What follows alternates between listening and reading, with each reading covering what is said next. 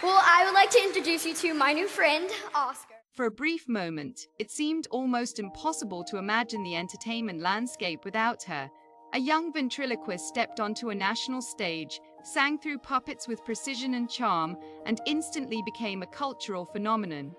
Darci Lynne's rise was swift, undeniable, and unforgettable, which is why the question still lingers today.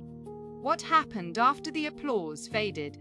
Before the story continues, viewers are invited to like this video and subscribe to the channel Hollywood Spoiler Zone for long-form documentary storytelling on celebrity careers and the realities behind sudden fame.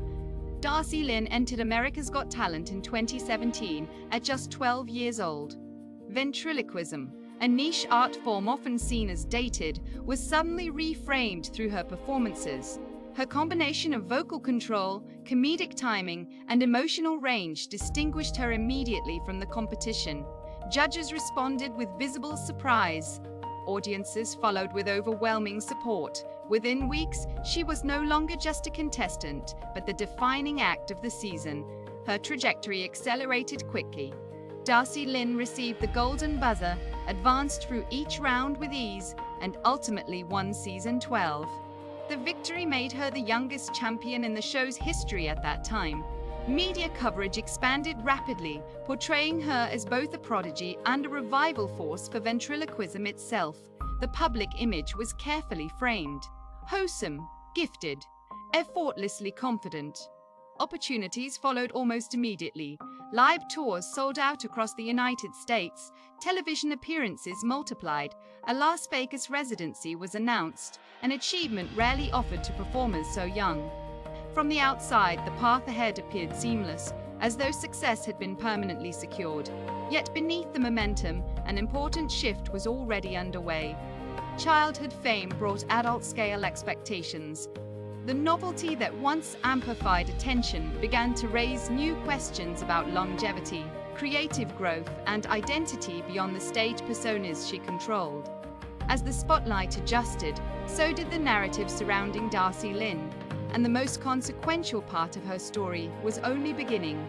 As Darci Lynne moved through her teenage years, the pace of her career began to change in ways that were subtle but significant.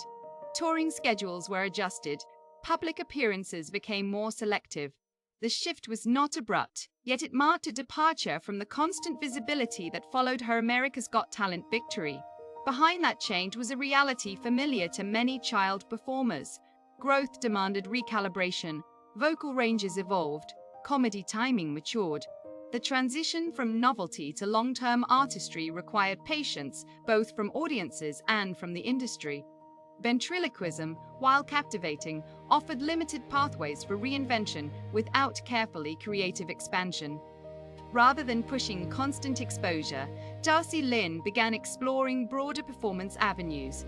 She trained in acting, expanded her musical repertoire, and experimented with new material beyond the characters that first defined her success. These decisions were intentional. Public statements emphasized the importance of education, personal development, and maintaining a sense of normalcy during adolescence. The entertainment industry, however, rarely pauses. New viral talents emerged. Competition formats refreshed their casts. Public attention shifted forward, often interpreting reduced visibility as decline. In Darci Lynne's case, absence was misread. What appeared to be a slowdown was, in reality, a controlled evolution. Television specials, national tours, and selective media appearances continued, but without the saturation that once surrounded her name. This balance protected her from the burnout that has historically followed rapid childhood fame. It also challenged expectations shaped by instant success.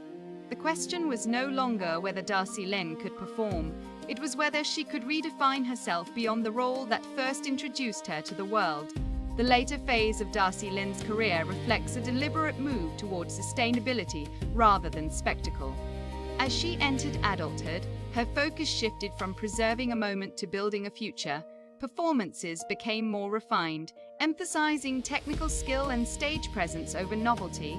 The puppets remained, but they no longer carried the entire narrative.